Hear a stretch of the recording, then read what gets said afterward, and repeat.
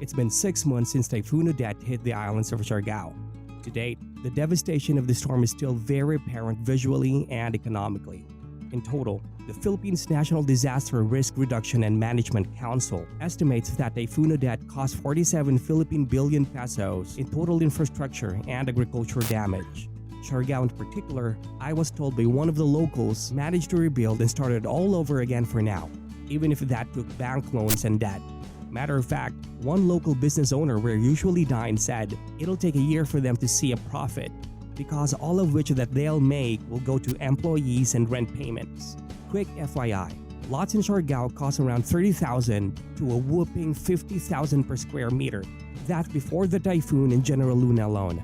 Now it went down to 15,000 per square meter, still pretty expensive. And a foreign business owner had a conversation with told me, there's no such thing as a standard price. It depends on who you negotiate with and what are the circumstances.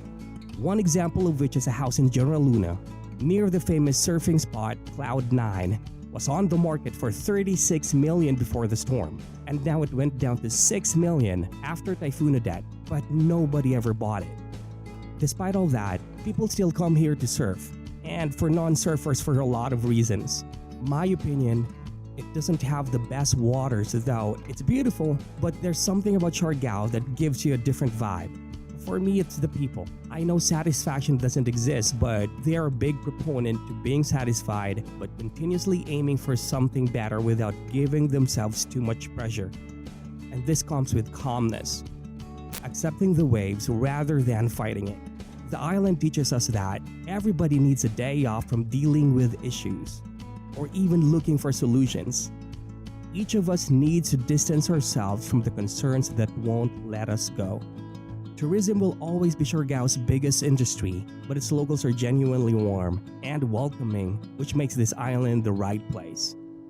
As the waves come in and recede again, in matters of healing the body or the mind, a break from our usual routine, the getaway we often need is freedom from our own thoughts, which is why people go on vacations, so they can shed their old selves and think they could be a new person. We all experience storms, and it'll always pursue us because the universe simply lives in its own life. It doesn't give a damn about you. If you're experiencing peace throughout your days, a storm is necessary, since too much stillness will cause you to rot. SIARGAO is definitely a unique journey to wellness. Cheers.